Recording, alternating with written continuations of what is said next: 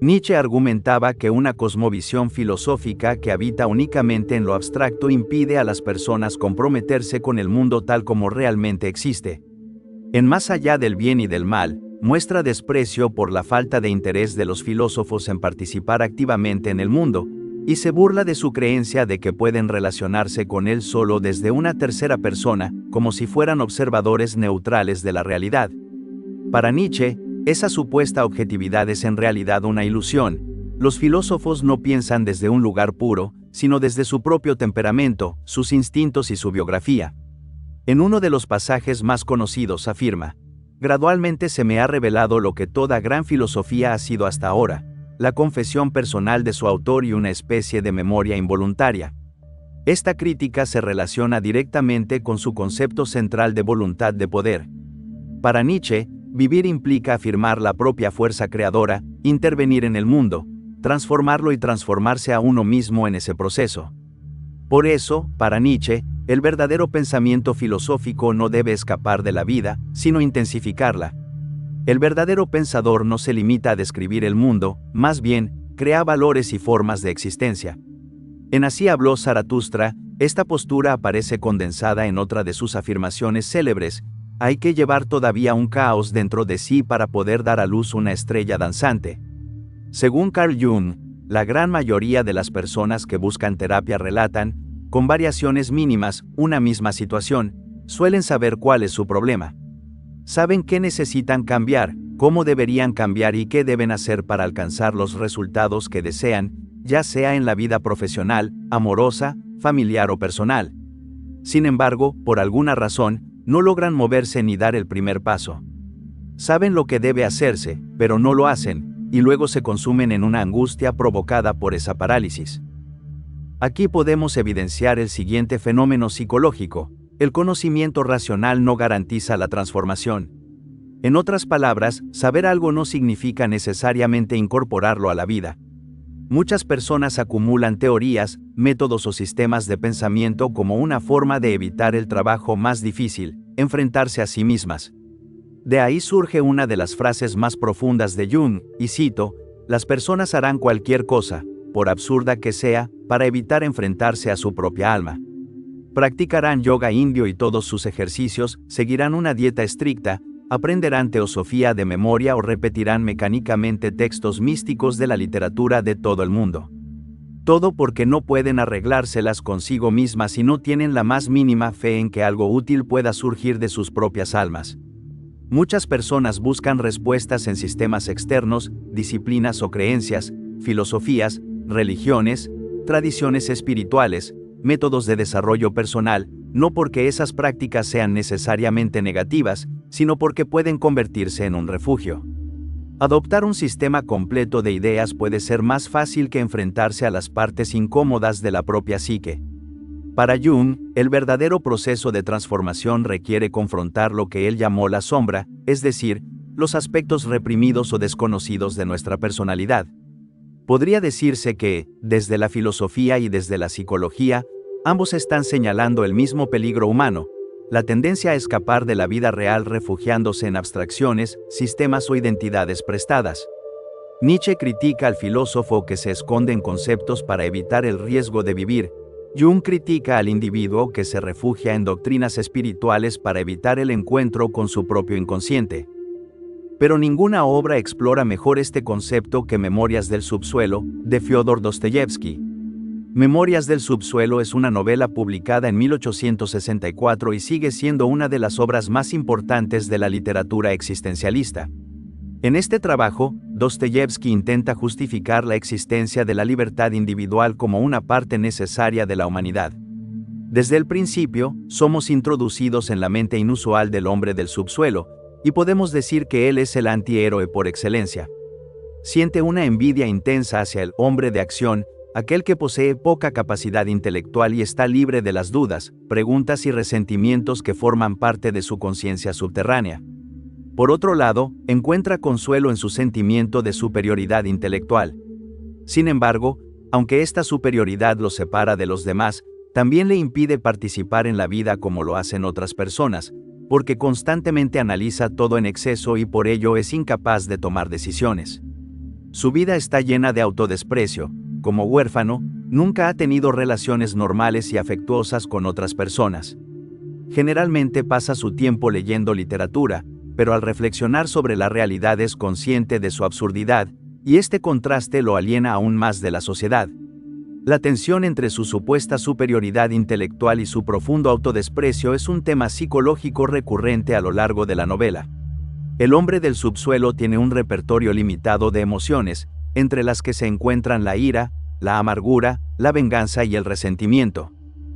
Describe escuchar a otras personas como si fuera escuchar a través de una grieta bajo el suelo. La palabra subsuelo proviene en realidad de una mala traducción al inglés. Una traducción más precisa sería algo similar a un espacio de arrastre bajo el piso, un espacio bajo el suelo que no es lo suficientemente grande para un ser humano, pero donde viven roedores e insectos. Algo que personalmente me gusta de esta obra es que Dostoyevski establece un contraste entre dos tipos de personas que habitan el mismo mundo, pero lo experimentan de manera distinta, responden ante él de formas diferentes y también reflexionan sobre él desde perspectivas opuestas. El contraste es entre el narrador, quien se presenta a sí mismo como un intelectual, en particular un intelectual del siglo XIX, y lo que él llama, en distintos momentos, la persona ordinaria, o el hombre de acción, o el hombre de carácter. Una persona que posee algún tipo de postura firme en la vida, un conjunto de valores que sigue y ciertos compromisos. Estas personas saben dónde están situadas en el mundo. De hecho, puede que incluso se dirijan hacia su muerte en algún estallido de gloria o en algún miserable agujero de trinchera, pero al menos saben dónde están. Tal vez estén tratando de apostar para ganar mucho dinero y podrían perder, quizá intenten casarse con alguien conveniente o desafiar a alguien a un duelo. Pero, en cualquier caso, están haciendo algo, y esto no se aplica solo a la nobleza, sino también a personas comunes, incluso a los campesinos. En un momento del texto, el personaje de Dostoyevski describe a esta clase de persona como alguien que reconoce dónde están los muros y los observa con cierta firmeza, sin seguir golpeándose contra ellos, porque el muro tiene un efecto casi adormecedor. Pero donde hay un horizonte abierto, allí actúan, hacen cosas, se esfuerzan, ejercen su voluntad. El intelectual es muy diferente de este tipo de persona. Dostoyevski describe a este tipo con varios nombres. Son personas muy reflexivas, que piensan las cosas, no solo en el sentido de prestar atención, sino de analizarlas, darles vueltas, rumiar sobre ellas. Son inteligentes, pueden ver más lejos, sacar inferencias y comprender supuestos que otras personas no pueden percibir. Poseen lo que él llama una conciencia intensificada, o conciencia elevada, un término que utiliza varias veces en esta obra. Entonces, ¿qué significa tener una conciencia intensificada? Esto significa ser consciente de muchas más cosas. Estos individuos perciben y absorben mucho más que la persona ordinaria, el hombre de acción o de carácter. Pero, ¿de qué son conscientes exactamente? Muy temprano en la obra, el personaje habla de sí mismo y dice: «Soy un hombre enfermo, soy un hombre malvado, no existe nada atractivo en mí». Luego añade: «Realmente no entiendo nada sobre mi enfermedad, ni siquiera estoy seguro de qué es exactamente, solo sé que me está consumiendo». Tal vez digan que rechacé la ayuda médica simplemente por obstinación, pero no lo sé con certeza. Solo sé que he vivido así durante mucho tiempo. Es alguien que, en cierto sentido, reconoce lo caótico y contingente que es este mundo. Y, sin embargo, al mismo tiempo reconoce que en el mundo existen cosas buenas, cosas valiosas. También entiende lo difícil que es alcanzarlas, lo contingentes que son, y cuánto fracasa él mismo al intentar estar a la altura de ellas. Luego habla un poco sobre el trabajo que solía tener y sobre sus conflictos, y más adelante afirma que para las necesidades cotidianas la conciencia del hombre promedio es más que suficiente. El intelectual, en cambio, no sufre de una falta de conciencia, sino de un exceso de algo que al mismo tiempo es negativo. Dice que una lucidez demasiado grande es una enfermedad, una verdadera enfermedad en toda regla, porque esa lucidez excede la conciencia promedio de la persona común. Esto ocurre especialmente en el caso del infeliz intelectual del siglo XIX, particularmente si tiene la desgracia de vivir en San Petersburgo, que él describe como la ciudad más abstracta y premeditada del mundo. Lo que está diciendo aquí también podría aplicarse a nuestra época, especialmente en este tiempo hiperconectado de Internet, donde si alguien quiere ser intelectual tiene acceso a información proveniente de incontables fuentes, algo casi inimaginable incluso en la época de Dostoyevsky. Lo que experimenta el intelectual es una especie de dureza hacia sí mismo, una sensación de falta de fundamento. El grado de conciencia del que disponen las personas espontáneas y los hombres de acción es completamente suficiente para su vida, y por eso, aunque los odia, el hombre del subsuelo dice que no piensa criticarlos. Pero, ¿qué sucede cuando se tiene una conciencia exagerada? Lo que sucede es que se comprende con mucha claridad cuando uno mismo no está a la altura. Si no se es demasiado inteligente, uno podría creer sinceramente que es una persona decente. Podría pensar que está a la altura de ideales como la verdad, el bien o la belleza. Incluso podría pensar que encaja perfectamente dentro del ideal de su grupo, de su religión, de su asociación política o de cualquier otra comunidad, incluso algo tan trivial como un club o una liga deportiva. En otras palabras, podrías creer que eres algo que en realidad no eres. Podrías pensar que eres excelente en tu trabajo, o al menos suficientemente bueno, y eso bastaría porque no sentirías la necesidad de compararte con nadie más. También podrías creer en todo tipo de ideas de autoayuda o de falsa espiritualidad. Dostoyevsky dice que, para muchas personas, eso es suficiente. Básicamente, esto funciona para ellas porque no estarán atormentadas por demasiadas dudas o conflictos internos. Encuentran lo que actualmente llamaríamos su felicidad y se mantienen en ella. Más adelante, cuando habla sobre la ira, la venganza y emociones similares, el hombre del subsuelo afirma que las personas comunes pueden manejar esas cosas. La persona normal se enfada y cree que está justificada al hacerlo. El intelectual, en cambio, es más parecido a un ratón, así lo describe Dostoyevsky, como un producto de laboratorio, en lugar de un hijo de la naturaleza. El hombre del subsuelo dice que está tan dominado por su propia antítesis que se ve a sí mismo, con toda su conciencia intensificada, como un ratón en lugar de como un hombre. Incluso si es un ratón con conciencia elevada, sigue siendo solo un ratón, mientras que el otro es un hombre. Esta es una de las razones por las que es humillado una y otra vez, porque cualquier curso de acción que contempla le parece insuficiente y contingente. Podría dar resultado o podría no darlo. Y si al final la conclusión es absurda, ¿por qué debería intentarlo? Incluso si tiene éxito, en realidad no producirá los resultados que busca. Es lo suficientemente inteligente como para saber anticipar lo que podría pasar. Puede imaginar 50 posibilidades distintas y cualquiera de ellas podría suceder. El problema es que ninguna de ellas lo hará verdaderamente feliz. Incluso cuando se trata del supuesto, felices para siempre, sabe que en realidad es una ilusión. Es bastante realista respecto a estas cosas. Mientras tanto, la persona ordinaria es bastante romántica y simplemente se lanza a hacerlo. Lo mismo ocurre con el trabajo. Se queda paralizado ante la decisión de aceptar un tipo de empleo u otro. La persona intelectual sabe que todos los trabajos son malos en cierta manera. Por eso comprende la contingencia, la falsedad de cualquier acción que pueda emprender. Y esto produce algo parecido a una parálisis, una inercia, como lo describe Dostoyevsky. El resultado final es que el intelectual, como él mismo dice, es incapaz de ser realmente algo. En otras palabras, no puede convertirse en algo que pueda nombrar o definir claramente. Dice, no pude lograr convertirme ni en amable ni, por otra parte, en malvado, ni en deshonesto ni en honesto, ni en héroe ni en insecto, no puedo convertirme en nada. Estoy tratando de vivir mi vida en un rincón, consolándome con la estúpida e inútil excusa de que un hombre inteligente no puede convertirse en nadie, que solo un tonto puede hacerse a sí mismo lo que quiera. Por eso se siente sin carácter, no puede convertirse en algo con lo que pueda identificarse plenamente o comprometerse.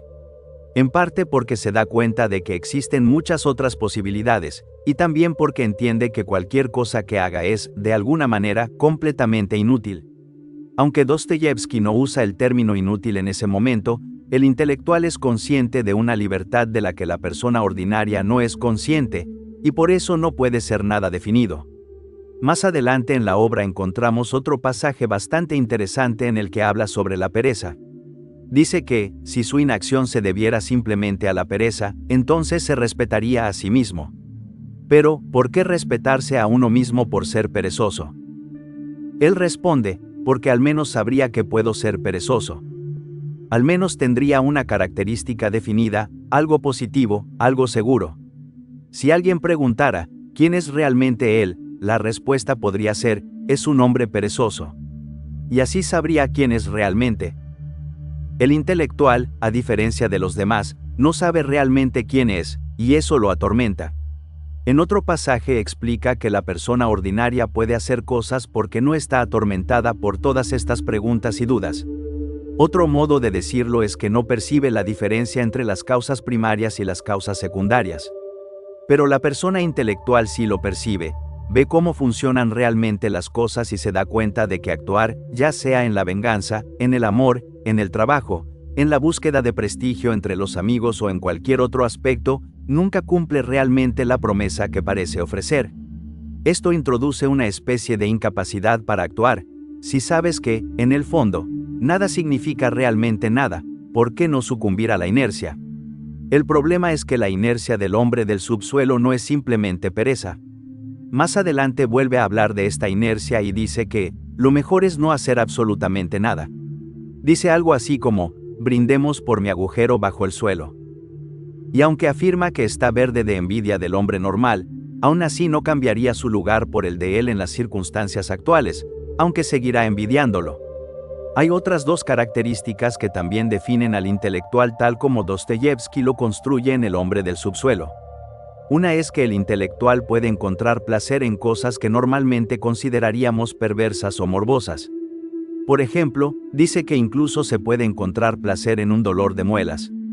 También dice que la desesperación misma puede producir una forma de placer, la desesperación de darse cuenta de que el mundo está dividido entre dos tipos de personas. Por un lado, aquellos que comprenden lo que ocurre, o al menos creen comprenderlo, pero que no pueden hacer nada ni ser nada. Por otro lado, todos los demás, los tontos, que tienen cualidades ligeramente admirables, son capaces de hacer algo, son capaces de ser algo, aunque lo que hagan sea bastante absurdo y aunque en realidad no sepan lo que están haciendo. El mundo está dividido en estas dos clases de personas, y ninguna de las dos alcanza una verdadera realización. El intelectual tampoco puede obligarse a sí mismo a pertenecer a la otra clase, incluso si lo deseara, por eso encuentra una especie de placer en esa desesperación. La última característica es que se acusa a sí mismo, poniendo estas palabras en la boca de un lector imaginario, de cobardía. Pero ni siquiera es un cobarde en el sentido común. La cobardía del intelectual no es la cobardía de alguien que vive constantemente dominado por el miedo. Es otro tipo de cobardía, una cobardía que adopta posturas, una cobardía que sale ocasionalmente de su agujero como un ratón y afirma algo, pero lo hace de forma irónica. Parece comprometerse con algo, pero en realidad no puede hacerlo de verdad, y cada vez que hace un compromiso, sabe que se trata de un acto completamente contingente, que puede salir mal y que, de todos modos, no significa realmente nada. El retrato que resulta de todo esto es bastante sombrío, respecto a lo que significa ser un intelectual en la modernidad tardía. San Petersburgo aparece como un símbolo de esto, pero podríamos pensar en cualquier ciudad del mundo. Y con Internet, desde donde estás accediendo a esto ahora mismo, podríamos decir que este fenómeno puede ocurrir en cualquier lugar. Dicho de otro modo, el intelectual es profundamente consciente de la absurdidad de la existencia, especialmente de la suya propia. Tal como aprendemos de Dostoyevsky, el hombre que se miente a sí mismo y escucha su propia mentira, llega a no distinguir la verdad ni dentro de sí ni a su alrededor, y así pierde todo respeto por sí mismo y por los demás.